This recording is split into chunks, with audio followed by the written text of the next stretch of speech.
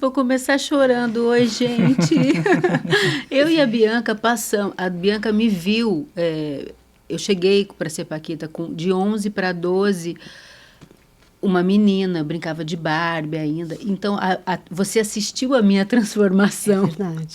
E ali, muita coisa aconteceu. Mas, assim, quando eu vejo a Bianca, parece que eu nunca deixei de ver, sabe? Que a gente está um tempo sem trabalhar juntas e tudo meio... A gente sempre se acompanha, mas passamos um período tão importante da nossa vida juntos que a nossa história está selada para todo sempre. Então, a gente vai se acompanhar para sempre. Ô, Ju, e como que foi você... Saiu de Limeira, uma cidade gostosa, interior de São Paulo, né? Uma família linda.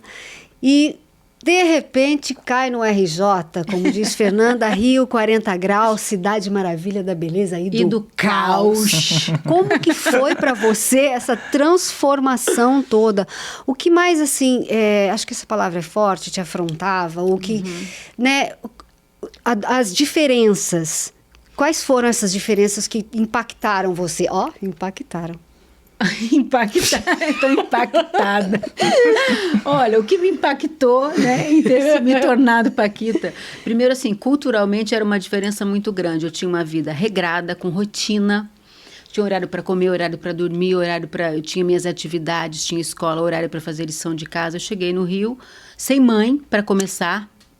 Porque minha mãe ficou em Limeira, meu pai foi comigo, mas um cuidado... meu pai foi maravilhoso comigo, cuidava de mim o melhor que ele podia, mas cuidado de mãe é outro olhar.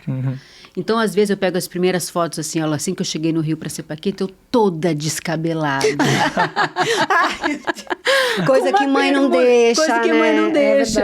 Sabe, um bermudão, uma coisa assim meio de qualquer jeito. Aí eu falava, o que você quer comer? Eu queria comer, sei lá, hambúrguer. Ele deixava, minha mãe ia mandar um arroz com feijão, né? Então, assim, tiveram umas diferenças estruturais. Na escola eu sentia muito... Porque no muito interior... diferente a escola do Rio, né? Eu senti muito, eu tive vontade de voltar para São Paulo. Tinha uma bagunça que podia... Eu estudava em escola pública, uma escola muito rígida. Eu também. E aí eu cheguei lá, escola particular, era uma bagunça. Os alunos mandavam mais do que... Não tinha uma hierarquia tão grande quanto na minha escola. E eu entrei, eu era famosa, então todo mundo ficava em cima de mim. Foi muito difícil. Eu só vivi, depois que eu fui elaborar, usando um termo que é muito da tua área, depois é que eu fui elaborar, mas assim, foi um susto, uma mudança repentina de lugar, de casa, ficar sem mãe, sem meus irmãos, mudança cultural, e eu tinha acabado de menstruar também. Foi, né? Você chegou com 11. Você já chegou? Já cheguei, chegou? Já tinha menstruado? Eu não estava recentemente, assim. Sentia muita cólica. Você tinha muita Eu tinha muita cólica. Então, às vezes, eu passava muito mal, eu chegava a vomitar de tanta cólica. Eu vou aqui falar coisas assim bem... Fique vocês não se vontade. assustem, mas isso faz parte da vida de todas nós. Aqui é para falar tudo, aqui não tem frescurite. E acho que até já tem um ponto, né? Assim, a gente fica nessa busca, a gente vai responder isso, claro, sobre o sofrimento das mulheres, mas aqui já existe uma questão, né? A questão hormonal, a questão do ciclo menstrual, ter que lidar com toda essa questão. E isso dentro de uma mudança de rotina, né, Não, Ju, e foi uma coisa, sabe, que me dava muito mal humor mesmo. A Bianca sabe do que eu tô falando. Ficar sem dormir. Porque, assim, eu tinha cólica, a gente gravava, às vezes, até 2 horas da manhã, programa infantil. Hoje em dia isso seria absolutamente impossível, porque tem todas as leis, né, que protegem as crianças de trabalho, mas na época não tinha, era nos 80, início dos 90, e a gente dormia pouquíssimo. Eu tinha que acordar às 6 horas da manhã para ir para a escola. Entendeu? Verdade. E aí, isso mudou muito a minha rotina. E, às vezes, eu tinha ataques de mau humor e eu não sabia como lidar com aquilo. Eu não sabia o que fazer com aquilo. Era muita emoção, né, também. E nessa elaboração que você fez e tal, que você depois conseguiu olhar, você saberia dizer assim, que estratégias que você acha que você usou talvez de forma até instintiva para lidar com essas adversidades todas, assim? Tinha algum recurso que você talvez lembra que você fazia, se recolhia um pouco mais, tentava ficar sozinha em alguns momentos, conversava com as outras ali com você? Como é que era isso? Eu acho que variava. Às vezes eu sentava, éramos todas mais ou menos do mesmo universo. Eu e Bianca, muito do mesmo universo, porque viemos de São Paulo, éramos vizinhas de porta, então a gente tinha mais. Ela um pouco mais velha que eu, muito mais paciente para algumas coisas, libriana, né? E eu, ariana, você imagina, os opostos, né? Eu, às vezes, toda explosiva, e ela, não, calma, vem cá. Ela fazia um papel de mãe comigo, mesmo sem perceber. Muitas vezes, mas às vezes eu me recolhia. Às vezes eu me recolhia, ficava mais... Eu era mais tímida. A Ju sempre foi mais tímida. Eu sempre fui mais tímida. Eu ficava mais na minha e eu tentava... Mas não tinha estratégia nenhuma. Era assim, vai e vive, entendeu? Então tinha dias que Acho que não tinha muito tempo também para pensar, né? Não. A gente não tinha muito tempo para pensar. Parando agora, né, para analisar, era a escola, estúdio... Quando não tinha o estúdio, tinha gravação de disco. Quando tinha gravação de disco, tinha ensaio, viagem. Agora, uma estratégia que eu pensei aqui, que eu falei do sono, em qualquer lugar que a gente tivesse, uma viagem de avião, uma viagem de ônibus, um trajeto de carro, eu dormia. Eu dormia assim, mas imediatamente. Hoje... Eu morria de inveja. Nossa, eu fazia assim, ó. Pum. Mas era imediato, eu dormia, acordava, isso me refazia. Sim. Eu acho que instintivamente, meu corpo pedia descanso. Sim. E você lembra disso? Eu dormia em qualquer trajeto mínimo. E acho que até para dizer para quem tá assistindo que, de fato, na adolescência é um período onde a necessidade de sono, ela se intensifica, né? Assim, então, às vezes até pais e mães, educadores ficam preocupados, o filho quer dormir até mais tarde, quer dormir à tarde. Mas existe, de fato, uma necessidade. Como você vivia, né? Vocês viam alguma privação de sono... Era quase que o seu organismo buscando reparar coisas que estavam acontecendo. Então, não é consciente, mas foi uma estratégia com certeza. Agora, as meninas, por exemplo, em casa a gente também tem, né, isso bem regradinho, assim. Você sabe como eu sou chato com esse negócio de dormir. O fato de você dormir num período de 12 horas, né, que elas procuram dormir sempre, diminui isso de querer dormir até mais tarde, porque as meninas não têm isso. Às vezes elas até ficam na cama o dia que dá para dormir até mais tarde, mas quando dá assim 8 e pouco, já acorda 9 horas. Ninguém fica até meio-dia. Eu, se deixava, eu dormia até meio-dia. Você acha que conseguir manter essa rotina de um sono um pouco melhor, o adolescente não vai ter essa necessidade de dormir até meio-dia? Então, claro que a gente vai ter que olhar na perspectiva individual, né? Como é que cada um, mas em termos gerais, a rotina é que favorece essa gestão mais adequada dos horários. Então, o organismo vai se habituando.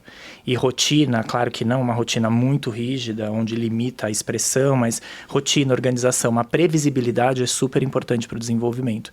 E é interessante até a Ju falar, né? Que você veio de Limeira numa rotina, chegou no Rio, teve que se adequar num outro sistema para poder viver e fazer. Isso, na adolescência, deve ter sido bem desafiador mesmo. Foi desafiador. E época de namoradinho, Ju? Não lembro. Foi tardia, né? Para mim foi tardia. Não sei se tardia, porque hoje, pensando com os parâmetros de mãe, não sei se foi até cedo. Eu comecei a namorar, eu tinha 14 anos. Meu enteado com 13... Já tá. Foi 13 ou 14 agora. Mas não tá nem aí para isso ainda. Ou pelo menos não é comunicado para a família. Mas assim, eu vejo que ele é muito mais infantil do que eu era. Obviamente, a gente teve que amadurecer muito rápido. Cheguei com 11 anos, a gente nunca tinha feito uma mala sozinha. De repente, a gente começou a viajar sozinha. A gente tinha que se organizar, a gente tinha horários, compromissos. Gente, eu nunca tinha pego um avião na vida, né? Eu já começava por aí. Né? Eu tinha pego uma vez antes também. Não era uma coisa comum. Não é. Depois virou comum pra gente. Porque era uma coisa muito inacessível viajar de avião, assim, né? Enfim. Mas aí a gente tinha que se virar sozinho, escolher o que vai comer em hotel, tinha tudo aquilo, aquela fartura de coisas. Imagina, para uma criança, você olha um cardápio, você vai comer o quê? Batata frita, óbvio, né? Lasanha. Quero sorvete. Que eu sorvete. E ela tinha uma coisa que era... Juliana sempre foi assim, né? Magrinha, as pernicas fininhas. E que a Juliana comia tudo. Comia tudo. E aí vinham os adultos, a Juliana pode, porque ela é muito magrinha. Lembra? Muito. Cara, porque ela eu emagreci muito. Sorvetes. Você teve eu isso. Com a mudança, ela emagreceu muito. Ela então chegou no Rio. É um indício mesmo da dificuldade de adaptação mesmo. Isso, né? Eu emagreci muito. E todo mundo ficava de olho nela. Todo mundo ficava pegando no meu pé. Ao contrário, não para não engordar, para não emagrecer muito. Porque senão eu ia perder a saúde. Eu tinha tonturas às vezes. E no ponto de vista de vocês mesmos, assim, dessa necessidade de amadurecer logo, de assumir responsabilidade, vocês acham que individualmente foi benéfico ou não necessariamente? Valeu mais, foi mais prós ou mais contras de ter que fazer tudo isso mais rápido? Não sei avaliar. Eu acho que foi o que foi, mas eu acho que tem mais prós do que contra. Por quê? Porque eu acho que nós, posso falar aqui, eu e ela, tivemos cabeça o suficiente para conseguir transformar as coisas e entender o que aconteceu, que não foram benéficas, as coisas, né, que não foram benéficas. E a gente seguiu uma carreira, tinha isso mais definido. Então, acho que as coisas ficaram um pouco mais fáceis, talvez. Eu acho que a gente começou a dar conta da vida, assim, muito rápido, né? E assim, a mudança, a Bianca teve a família junto, mas ela meio que era líder da família. Então, eram muito, além de ser Paquita, tinham outras responsabilidades que a gente acabou assumindo muito nova, que quase ninguém, criança não assume esse tipo de responsabilidade, né? Em relação à sua própria família e tudo. Então, mas eu acho que foi bom. Não foi ruim. A gente brincava, a gente gostava de fazer aquilo. Aquilo era um trabalho, mas também era um prazer. Também era uma diversão.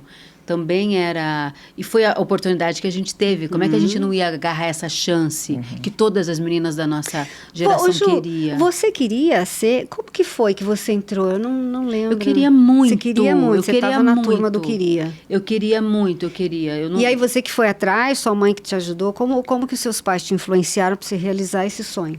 Não, porque foi assim, o meu pai sempre teve um flerte com o mundo artístico, porque ele era um grande cantor, meu pai. Ele tinha uma banda quando era jovem e tudo, então isso ficou como se fosse uma frustração para ele, de não ter seguido carreira artística. Então, na minha formação, tem esse dado. Tipo, a gente estava sempre cantando juntos nas festas de família e tal. Eu sabia do sonho dele e era um sonho meu também. Eu já fazia toda a apresentação da escola, eu estava metida no meio, sabe assim?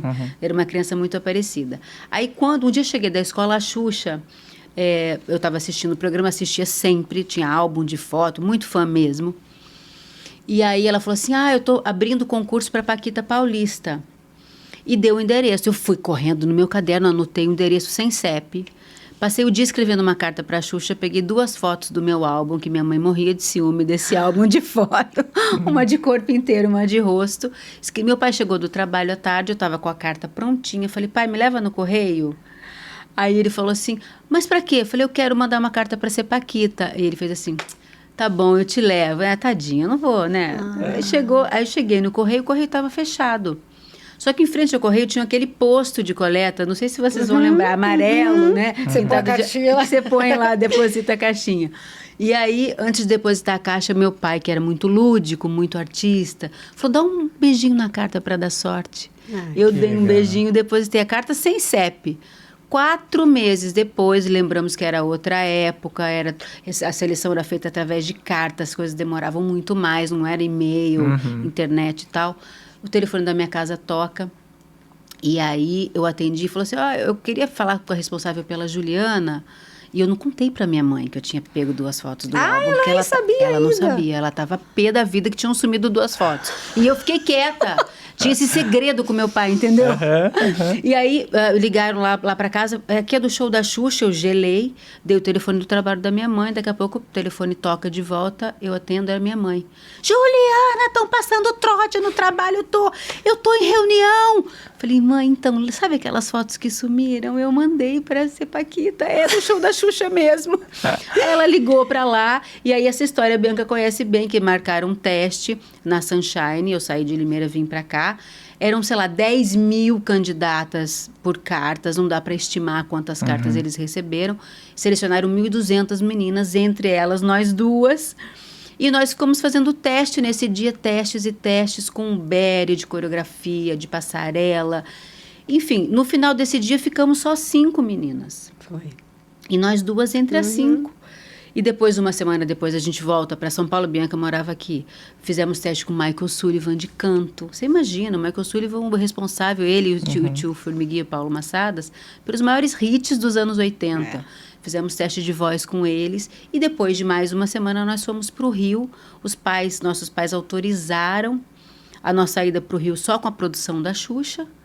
Então fomos lá, 5 candidatas, viajar de avião, ficar hospedada num puto hotel em Copacabana, gravar 3 programas com a Xuxa.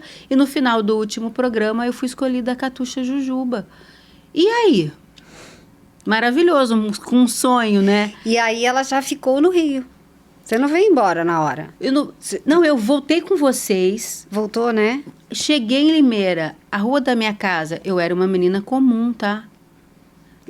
3 dias depois eu cheguei, tinha uma banda na porta da minha casa, a rua da minha casa parada, lotada de gente, pessoas que estudavam comigo na escola chorando ao me ver, eu não entendi nada. Foi literalmente uma mudança da noite pro dia. Né? Eu não entendi nada. E aí, como é que faz? Minha mãe entrou em pânico, falou, minha mãe libriana, né? Trabalhando numa fábrica de chapéu em Limeira, que não tinha filial lugar nenhum. Falou, cara, eu não vou conseguir mudar para o Rio. Meus irmãos menores que eu. Meu irmão na época tinha 7, minha irmã 1 ano e meio. Nossa. E aí o meu pai conseguiu transferência do trabalho e se mudou comigo para o Rio. Mas até meu pai se mudar comigo para o Rio... Eu tô contando essa história, mas isso é pano para muito material para o programa, né? Aí até eu conseguir mudar para o Rio, meus pais não conseguiram se estruturar imediatamente. Eu morei na casa da Xuxa primeiro. Aí na casa da Xuxa, eu fã, não conseguia comer. Xuxa comia comida japonesa, macrobiótica. Eu era do arroz, feijão, bife e batata frita.